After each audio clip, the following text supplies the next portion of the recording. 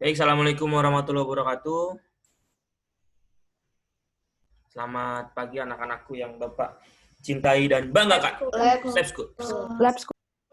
Jadi hari ini kalian akan belajar tentang jenis-jenis tes deskripsi. Ini sudah materi terakhir, di mana sebentar lagi akan masuk ke ulangan harian di pekan depan. Baik, jenis-jenis tes deskripsi ini, kenapa Bapak pilih background yang ini? Karena kamu lihat ada tiga tokoh yang berbeda di situ ya. Ada yang berambut pirang, berambut cepat, dan juga ada yang memakai topi. Artinya jenis teks deskripsi itu berbeda-beda. Apa yang kamu deskripsikan itu bisa berbeda-beda. Di tugas jarum keju misalnya, kamu bisa deskripsikan rumah, bisa deskripsikan apa tadi? Dan benda. Bisa rumah, dan benda. Benda. Ya. Itu dari jenis-jenisnya. Nah, dari jenisnya sendiri ada apa aja? Kita lihat. Jenis teks deskripsi itu yang pertama ada deskripsi spasial, deskripsi subjektif, dan deskripsi objektif. Spasial ini jangan dipisah ya, jangan spasial, enggak, spasial jadi satu. Karena kalau kamu bisa nanti ada lawannya spak beruntung. Ini ada tiga, sekali lagi ada deskripsi spasial, subjektif, dan objektif. Di sini ada gambar apa nih kira-kira nih?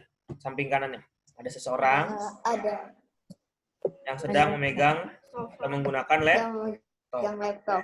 Iya. Bajunya warna apa? Warna merah. Merah. Celananya biru. Sepatunya berwarna hijau. Kacamatanya warna merah juga, warna merah. dan sofanya tadi ya warna krem.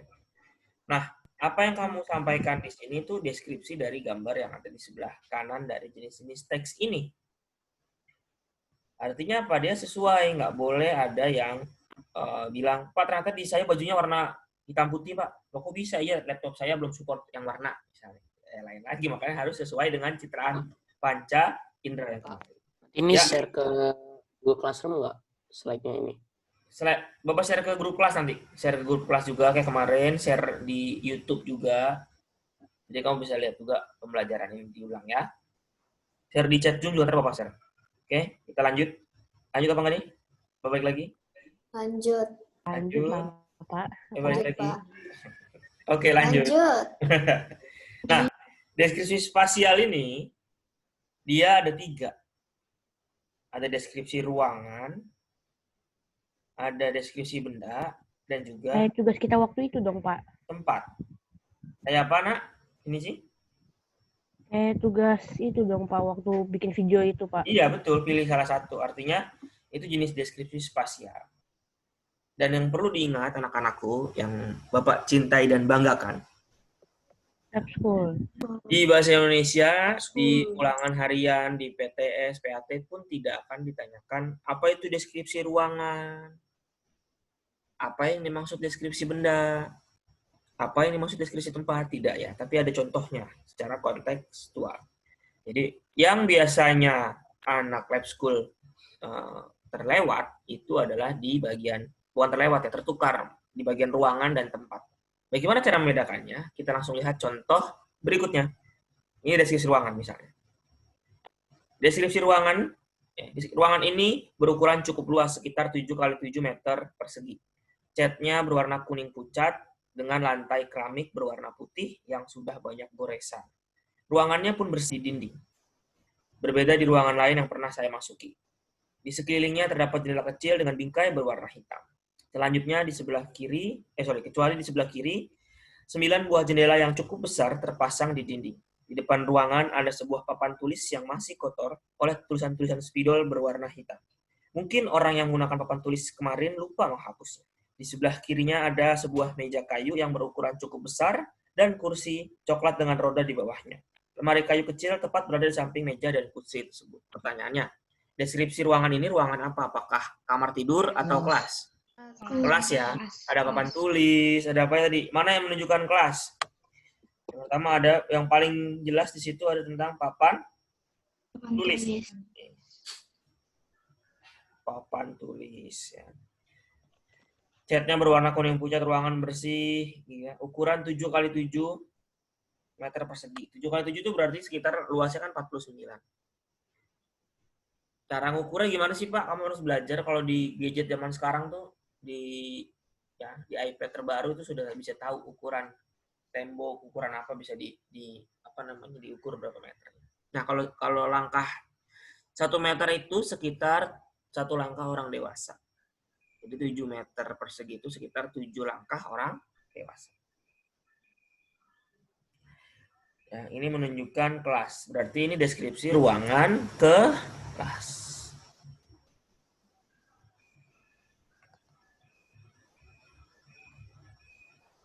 Lalu lanjut ke deskripsi benda.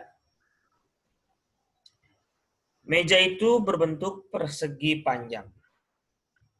Berwarna coklat, terbuat dari kayu, berkaki 4, dan dilapisi taplak meja di bagian atasnya. Ya. Mempunyai motif bunga kamboja. Pertanyaannya, kata-kata yang mana di sini nih? Ini kata baku atau tidak? Di bagian atasnya, yang mana taplak meja tersebut? Kalimat itu baku atau tidak? Enggak. Enggak ya, langsung aja. Dilapisi taplak meja ya, yang bermotif bunga kamboja. Ini sengaja Bapak masukkan supaya kamu tahu kalimat yang tidak efektif seperti apa. Jadi kata-kata ini tidak perlu ya, kita ganti warna hitam. Kalau biru-biruin, ini artinya tidak.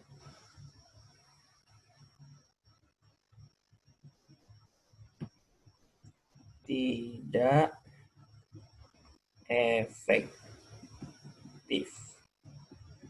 Oke. Nah, lanjut ke deskripsi tempat. Nah, ini yang suka beda teman-teman atau anak school ya. Banyak wisatawan asing. Tahu wisatawan asing? Tahu ya? Tahu. Wisatawan asing itu wisatawan yang bernyanyi berarti kan? Asing. Atau wisatawan luar negeri ya maksudnya. Banyak wisatawan asing maupun lokal yang mengunjungi candi ini. Terdapat 504 buah arca yang ada dalam bangunan candi. Untuk bisa mencapai Candi Borobudur harus menaiki banyak anak tangga. Beberapa anak tangga ada yang curam sehingga harus berhati-hati ketika berwisata ke sana. Candi Borobudur sangat megah karena memiliki wilayah yang sangat luas yaitu 2.500 meter persegi. Tempatnya apa yang dideskripsikan di sini? Candi Borobudur. Ya. Candi Borobudur. Sekarang pertanyaannya, kalau ada teks tentang deskripsi Hanamasa, tempat atau ruang?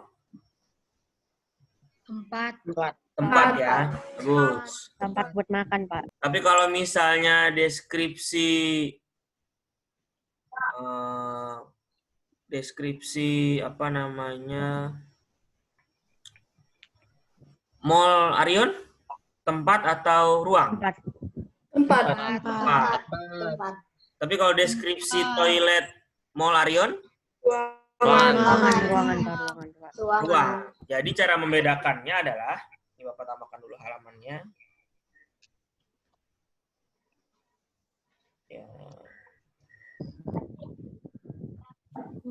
Ya, jadi cara membedakan antara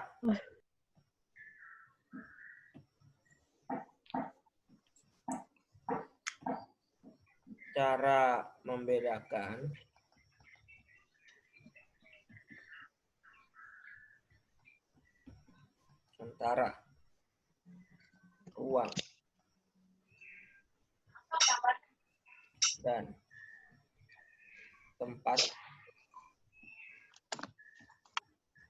adalah yang pertama, lihat apa objeknya. Ya. Mana yang lebih luas jadinya, ruang atau tempat?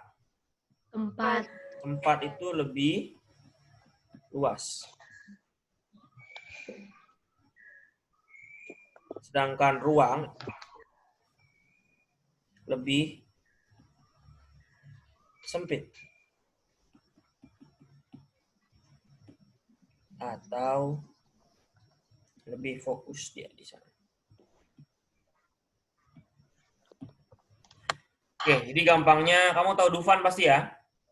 Tahu. Ya, Kalau kamu Tahu. deskripsikan Dufan berarti ruang atau tempat? tempat. Empat. Tapi kalau kamu deskripsikan misalnya arum jeram yang ada di Dufan, sudah masuk ke Ruangan. ruang. Tapi kalau ada yang, ini mirip konsep apa? Kata umum, kata khusus ya. Khusus. Jadi tempat ini seakan-akan adalah kata umum.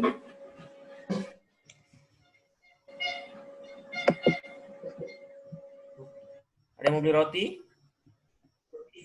Dan kata khusus. Sorry, Rodi. Ya, jadi cara membedakannya itu ya. Coba satu contoh terakhir deh, biar Bapak yakin kamu sudah paham. Kalau misalnya deskripsi tentang lab school, tempat atau ruang? Tempat. Tempat. Betul. Deskripsi halaman rumput lab school? Ruang. Sudah ruang ya. Jadi kalau sudah lebih sempit, konteks apa lingkupnya, maka itu disebutnya ruang. Kelas itu sudah bukan tempat, kelas lab school, misalnya kelas Ruang. lab school, maka itu ruang. Jadi misalnya, kita ulang nih, contoh ya. Jadi kalau tempat, ini contohnya misalnya SMP Lab School Jakarta. Ruangnya apa? Ada ruang kelas, toilet, kantin. Kantin di lab school enak-enak nggak, Nak? Belum pernah, Pak. Oh, belum pernah ya? Oh my God. Apa? Apa dan ngeledek, Pak? Udah pernah sama kakak. Apa toilet yang ada AC-nya ya? Ada lab, bio, Ada tecil bukan? ada. Toiletnya ada AC ya? Yang asing di SMA. Oh. Yang di SMP, ada, cuma kancanya belum ada. Kecil, Baru bulan ini kalau nggak salah, atau bulan depan. Tapi boleh numpang kan Pak kalau belum dipasang di SMA Pak? Boleh numpang. Jadi gini ya, di lab school itu tidak ada istilah toilet ini punya kelas berapa, toilet ini punya SMP, punya SMA, enggak, semuanya fasilitas umum. Yang penting saling menjaga. Ya, jangan saling Alhamdulillah. ya. Jadi ini deskripsi tempat dan ruang. Contohnya itu ya, jadi ruang itu. Ruang mana yang lebih luas jadinya? Tempat, yang lebih sempit adalah ruang. Nah, coba dari yang spasial tadi ini, ada yang mau ditanyakan? Tidak. Gampang ya. Kalau ini nih, deskripsi ini, kelihatan nggak Bapak megang apa? Aimo. Ya, Jamaimo anak Bapak, Nah, kira-kira benda atau ruangan atau tempat? benda. Ya. Benda. Jadi, Bapak Aimo tuh di endorse ya, karena namanya mirip Bimo Aimo gitu. Jadi, mau nggak Pak Bimo pakai ini?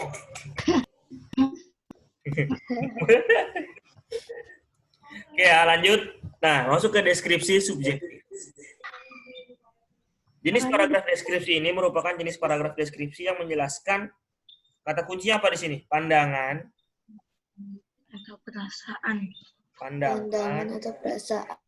atau perasaan si penulis itu sendiri. Segala hal yang dituangkan ke dalam paragraf ini merupakan hasil opini si penulis. Jadi hasil opini. Jadi kalau subjektif ini sudah dibuktikankah kebenarannya?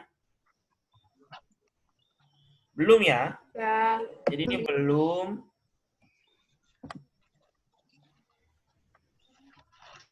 dibuktikan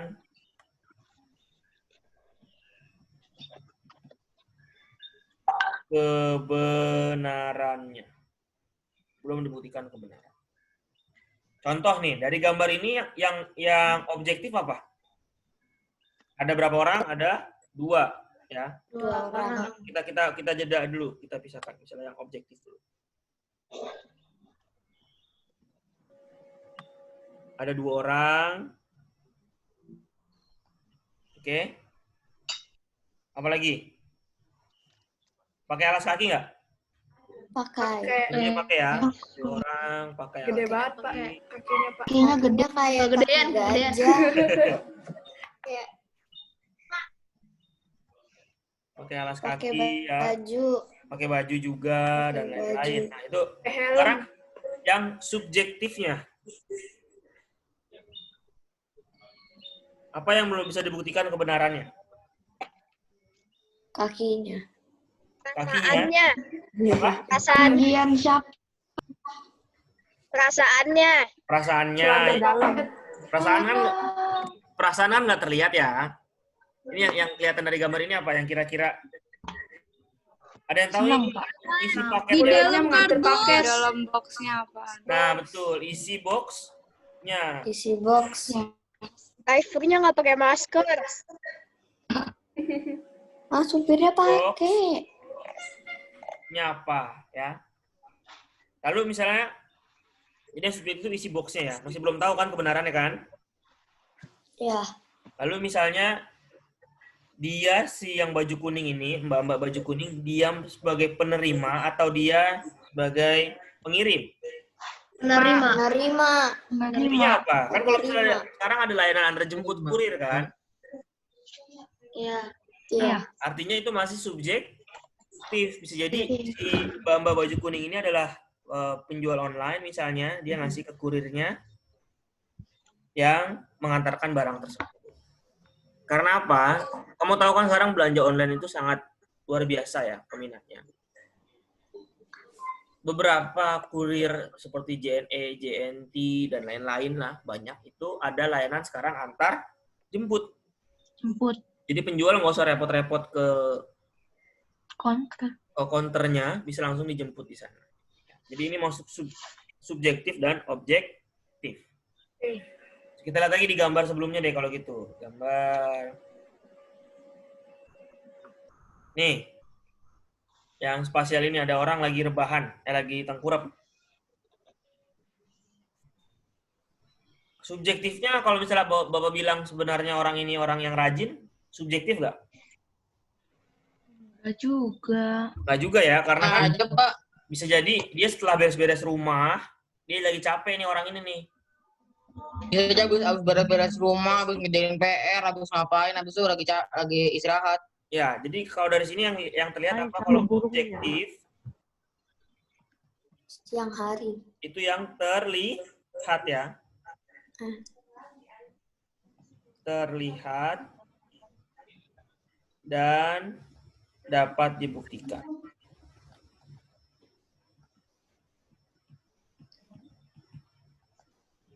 Oke, lanjut.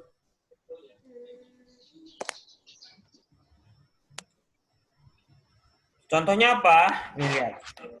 Banyak yang mengatakan bahwa tempat futsal yang baru dibuka itu adalah tempat futsal yang bagus.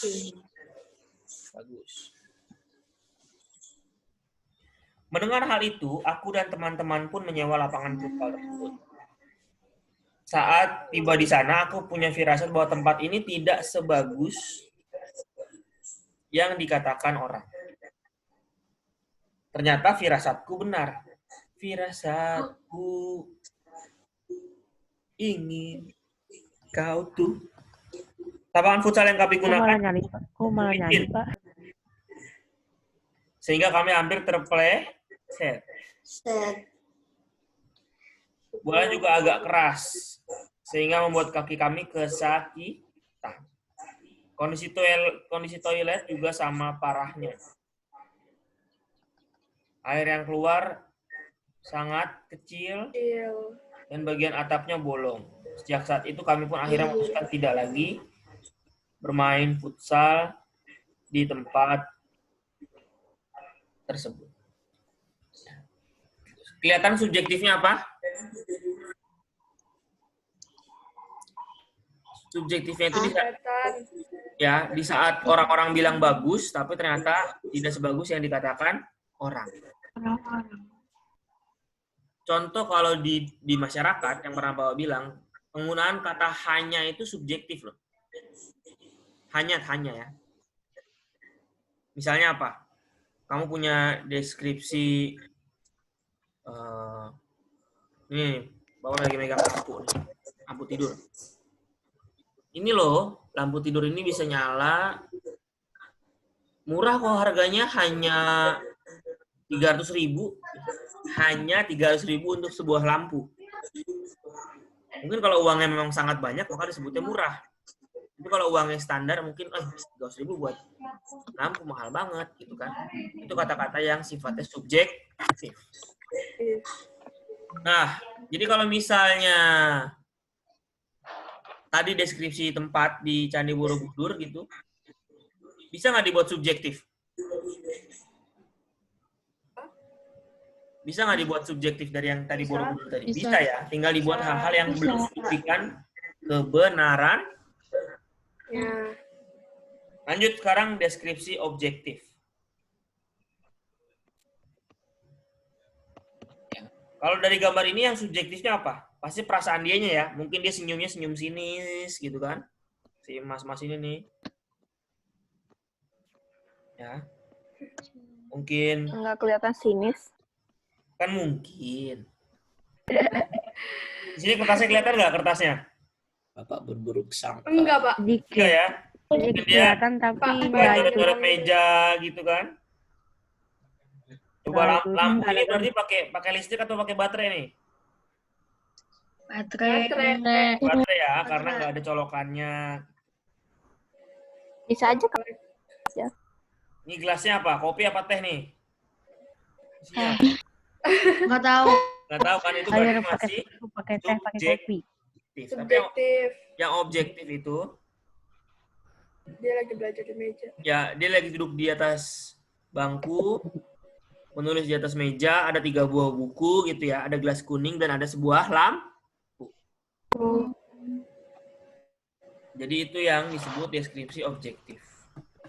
Deskripsi subjektif ini sangat dihindari dalam penulisan teks deskripsi, tapi harus tetap diajarkan. Mengapa? Karena dalam mendeskripsikan sesuatu kamu harus jelas. Dalam kehidupan kamu nanti, misalnya tiba-tiba kamu ada yang jadi YouTuber traveler misalnya kan, yang keliling-keliling Indonesia gitu, kamu ke sebuah tempat, tempat ini keren banget loh, harganya murah, tempat makannya banyak, akhirnya banyak orang ke sana ternyata nggak sesuai dengan apa yang kamu sampaikan, maka jadinya berita hoax. Clickbait. Hoax yang bagus itu cuma satu setahu Bapak. Hogwarts. Sekolahnya Harry Potter tuh Hogwarts. Bukan hoax ya. Hogwarts. Itu bagus. Wah, jadi pengen lanjutin nonton Harry Potter kan yang ke-6 pilih. Yang lewat jalurnya peron 1/3/4 ya kalau nggak salah. Bapak udah nonton Harry Potter sampai ke berapa, Pak? Keren loh. Nonton semua. Tontonin deh. Ayo. Sama dong, Sampai yang sama-sama. berapa? Bosen. Oke. Seru loh. Ngobrolnya bagus. Seru Ya, coy, seru emang. coy. Wajib nonton. Lanjut ya. Deskripsi objektif ini karangan yang melukiskan sesuatu secara jelas dan sesuai dengan keadaan. Lanjut. Tempe memang sekilas terlihat sebagai makanan yang sepele di masyarakat. Dan dianggap sebagai pelengkap saja, bukan lauk utama. Padahal kandungannya tidak kalah tinggi dengan kandungan protein yang dimiliki ayam, ikan, dan daging. Coba perhatikan kalimat ini. Ini sengaja ada kalimat yang Bapak salahkan penulisannya. Yang dimiliki ayam, ikan, dan daging. Kira-kira ada yang kurang nggak tanda bacanya di situ? Koma, Pak. Tanda koma. Ya. Jadi kalau lebih dari 2 objek, maka pakainya koma sebelum dan. Aku dan kamu pakai koma nggak? Enggak. Enggak, tapi kalau aku, kamu, dan dia, aku, koma, kamu, koma, dan dia. Aku, kamu, dan dia ada di hatinya. Jadi pakai tanda koma tadi. Banyak dari masyarakat kita yang salah dalam mengolah tempe sehingga dapat merusak kandungan gizi yang ada. Tempe tidak boleh digoreng dengan suhu minyak yang terlalu panas karena protein dan vitaminnya akan larut bersama minyak panas. Untuk itu sebaiknya tempe diolah dengan cara direbus, bukan direbut ya, direbus. Pak Bimo. Ya, Saya izin ke kamar mandi ya, Pak. ya silakan. Ataupun ditumis dengan sayur. Bahkan tempe itu sebenarnya bisa dimakan mentah loh. Dicocol madu dengan kurma. Ya. Beneran. Rasanya Edible gimana? itu. Mikirnya. Iya, serius, ini serius. Bukan sakit perut. Enggak sakit perut. Enggak. Mikir, Justru mikirnya. Enak tapi. Aduh. Bapak kan ini ya sejak setahun terakhir ini lah bahwa browsing terkait mengatur pola makan gitu. Ada salah satu misalnya banyak yang Bapak pelajari, salah satunya memakan tempe dengan cara mentah-mentah tersebut. Bapak juga belum pernah nyobain, cuma lihat di YouTube aja. Oke, jadi deskripsi objektif relatif lebih mudah ya dari subjektif. Oke, itu dari contohnya. Ada yang mau ditanyakan? Dari hal ini? Nggak ada, Pak. Nggak ada ya? Kalau tidak ada, berarti bisa langsung dibuka eLabs Cloud-nya. Ada 10 soal. Tesnya Pak atau apa nih Pak?